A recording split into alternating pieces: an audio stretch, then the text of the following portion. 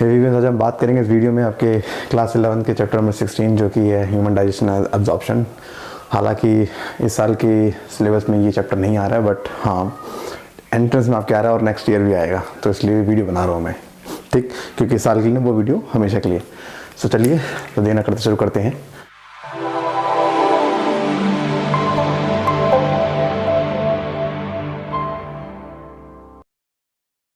Hello दोस्तों, मैं हूं विनय और आप देख रहे हैं मेरा यूट्यूब चैनल विनय बायोलॉजी। जो हमारा आज का टॉपिक है वो है, देखिए हमने वीडियो ऑलरेडी बना रखी है इसके ऊपर, लेकिन वो वीडियो थोड़ी सी ना एक्स्ट्रा थी, उसमें चीज़ें जो एनसीईआरटी से ऊपर हैं। तो आज हम बात करेंगे सिर्फ एनसीईआरटी के लेवल तक की, ठीक है।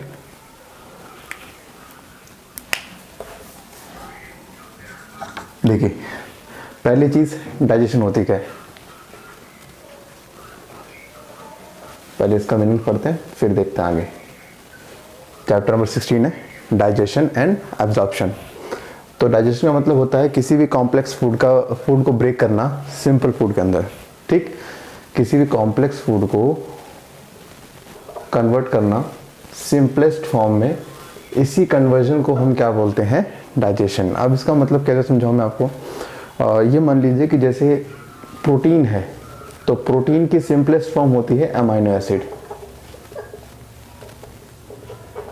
ठीक है, और फैट की सिंपलेस्ट फैट जो फॉर्म होती है वो क्या होती है, फैटी एसिड एंड ग्लिसरॉल, ठीक। हालांकि ये चीज़ कन्वर्जन आपकी बॉडी करती है, लेकिन दोबारा से वापसी से फिर से फैट बना लेती है। और तीसरा होगा तुम्हारा जैसे कि शुगर हो गया। अब शुगर तुम्हारा ग्लूकोज, फ्रक्टोज, इन सब से बना हो सकता है। पता होगा कि शुगर भी डिफरेंट टाइप्स के होते हैं, तो वहाँ पर भी जो यूनिट्स है वो डिफरेंट टाइप्स की हो सकती हैं। तो अल्टीमेटली ये सारी कॉम्प्लेक्स फॉर्म है। यही कॉम्प्लेक्स फॉर्म जो सिंपल फॉर्म में कन्वर्ट होगी, इसको आप क्या बोलते हो, डाइजेशन, ठीक। तो ऐसा ही मान लीजिए कि सेल है, मैं अगर आपको सिंपल समझाऊं, हालांकि इसके ऊपर सेपरेट वीडियो है सिर्फ इसी वर्ड के ऊपर। तो जैसे ये सेल है, सेल में गेट है। अब यहाँ से मुझे लेट सपोज कि सेल को भूख लगी और सेल को खाना है, एक सेल को चाहिए फूड, और जो फूड है वो इस तरह से है, फूड जो है वो इस तरह से यहाँ पर ये फूड प्रेजेंट है। अब सेल को भूख लगी और यहाँ पर यह है फूड, मान लो यह है प्रोटीन है।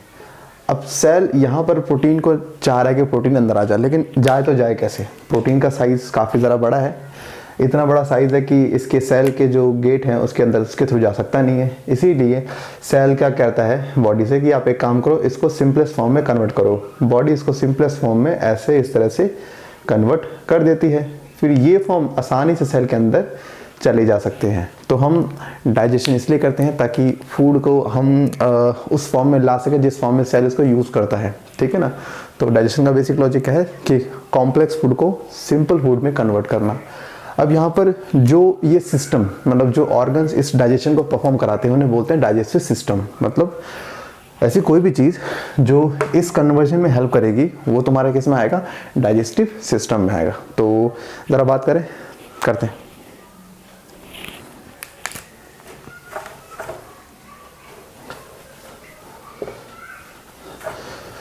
सो डाइजेस्टिव सिस्टम के अंदर देखिए क्या होगा, डाइजेस्टिव सिस्टम, इसे आप एलिमेंट्री कैनाल या गट भी बोल सकते हो, ठीक है। सॉरी, डाइजेस्टिव सिस्टम के अंदर हम क्या बात करेंगे, एलिमेंट्री कैनाल और गट की। देखिए माउथ से लेके एनस तक के पार्ट को हम बोलते हैं गट या एलिमेंट्री कैनाल। माउथ से लेके एनस तक के पार्ट को हम लोग क्या बोलते हैं, गट या कैनाल। सो अब माउथ से लेके एनस तक में बहुत सारे पार्ट आते हैं, small intestine, large intestine, oesophagus, ठीक है, और जो तुम्हारा वही लास्ट के पार्ट हुआ करते हैं। अच्छा, इस एलिमेंट्री कैनाल के अंदर ना लिवर, पेनक्रियास, गॉल ब्लैडर ये सब नहीं आते, ये सब जस्ट कनेक्टेड हैं इसके थ्रू, मतलब इससे कनेक्टेड हैं, ठीक है। तो वो सारे अलग हैं। एलिमेंट्री कैनाल के अंदर क्या होगा, जो पूरे का पूरा पाइप है ना, सिर्फ वो इंक्लूड होगा। कौन सा pipe, mouth, oesophagus, stomach, small intestine, large intestine, सिर्फ ये इन्वॉल्व होगा इसके अंदर, और कुछ नहीं इन्वॉल्व नहीं होगा इसके अंदर। क्लियर है। तो यहाँ पर हम एक बात शुरुआत करते हैं सबसे पहले माउथ की।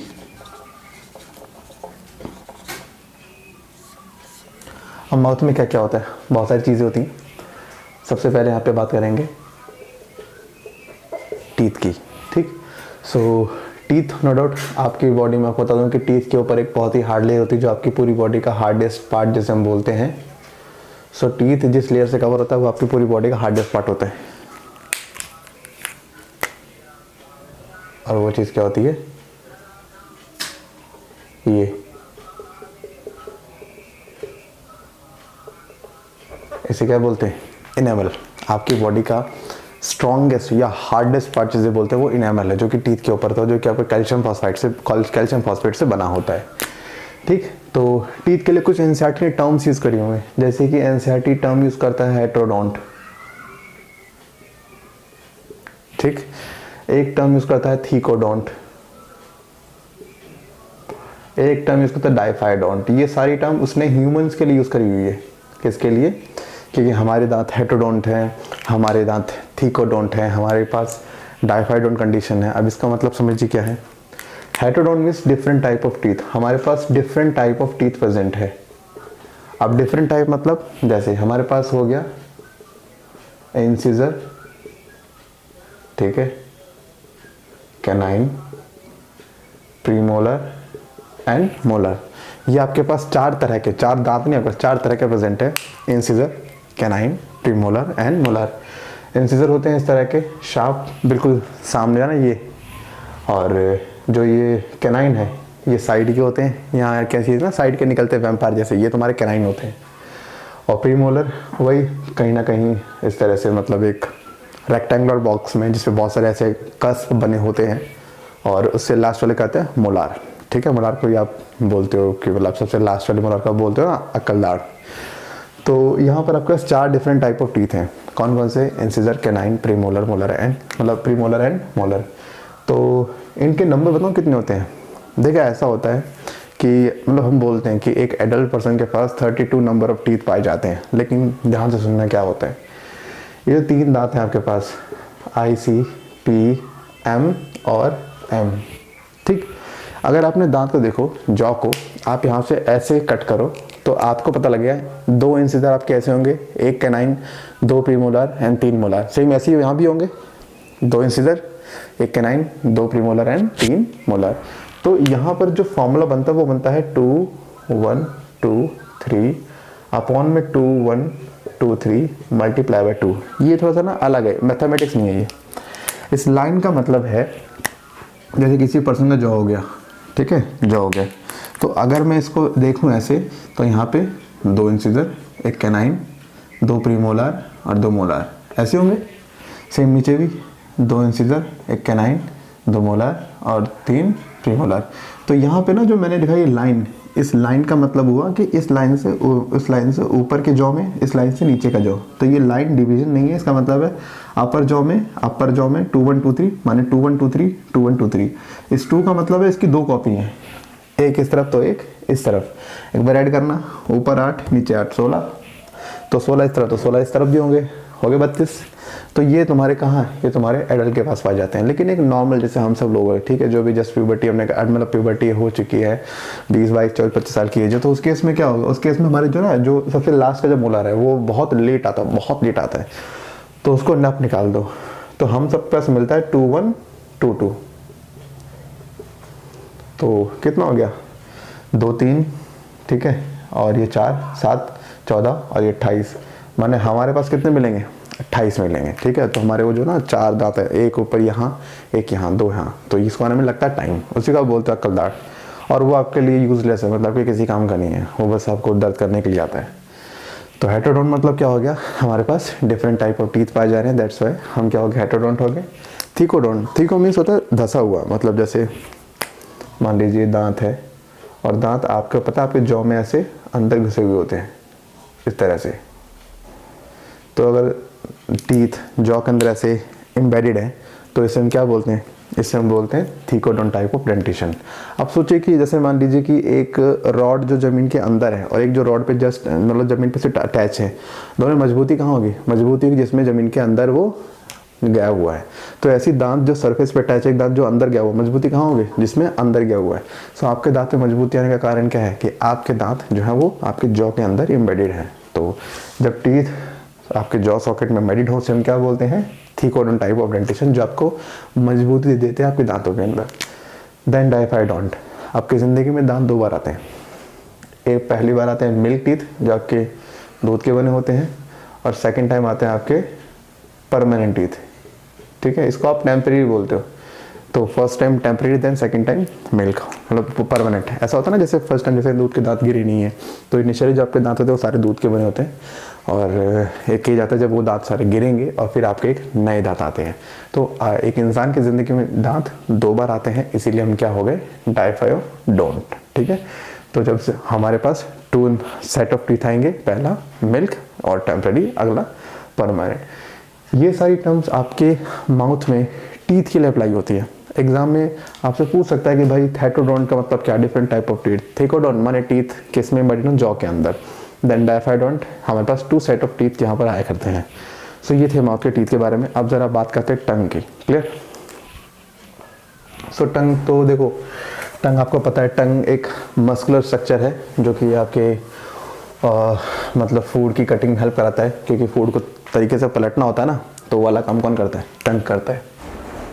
सो टंग की बात करूँ तो टंग आपके बकल कैविटी में होता है। माने माउथ की कैविटी को आप क्या बोलते हो, बकल कैविटी और ओरल कैविटी। सो टंग कुछ इस तरह से होता है, ऐसे एक सेंटर लाइन होती है, और यहाँ पर प्रेजेंट होते हैं पैपिले। टंग पर क्या मिलते हैं, पैपिले मिलते हैं, और इस पैपिले के पास डिफरेंट टाइप्स के, मतलब पैपिले डिफरेंट टाइप्स के होते हैं, सर्कमवेलेट, फ्रिंगिफॉर्म वगैरह, आपके काम के नहीं है। बस इतना है कि पैपिले के ऊपर क्या मिलते हैं, रिसेप्टर्स पाए जाते हैं। कौन से, टेस्ट रिसेप्टर्स। जब आप देखो टीथ पे आपके दाने दाने से हो गए, ये सारे पैपिले हैं, इन पे मिलते हैं क्या, टेस्ट रिसेप्टर्स। तो आप किसी चीज़ का टेस्ट बता पा रहे हो ना, तो आपके टंग पे ही रिसेप्टर्स प्रेजेंट है, इसलिए बता पा रहे हो, वरना तो आप बता भी नहीं पाते। टंग की बात करूं तो टंग ना आपके बकल कैविटी से एक फोल्ड के थ्रू कनेक्ट होता है। मतलब जैसे आपकी ना ये मतलब बकल कैविटी होगी, तो टंग आपके बकल कैविटी से एक फोल्ड के थ्रू कनेक्ट होता है। इस फोल्ड को आप जी ऊपर करना, आपको मिलेगा नीचे एक फोल्ड। इस फोल्ड को आप क्या बोलते हो, लिंगुअल फ्रेनुलम। देखो फ्रेनुलम का मतलब होता है फोल्ड बायो में, लिंगुअल मीन्स टंग, तो टंग के नीचे फोल्ड है, इसको हम क्या बोलते हैं, लिंगुअल फ्रेनुलम। अगर आप टंग को ध्यान से देखोगे, आपको एंड में टॉन्सिल्स भी मिलते हैं, जीभ के पीछे, जीभ के बिल्कुल एंड में, मतलब जीभ आपके यहाँ जाके खत्म होती है ना, अंदर जाके, तो इसको बोलते हैं लिंगुअल टॉन्सिल। ठीक है, सो आपको टंग में क्या बोलूँ, बेसिक से बस ये, इनका काम क्या है, टेस्ट को रिसीव करना, टेस्ट क्या है वो बताना, और फूड की कटिंग में हेल्प करना। ठीक है, तो ये इसका मेन काम होता है।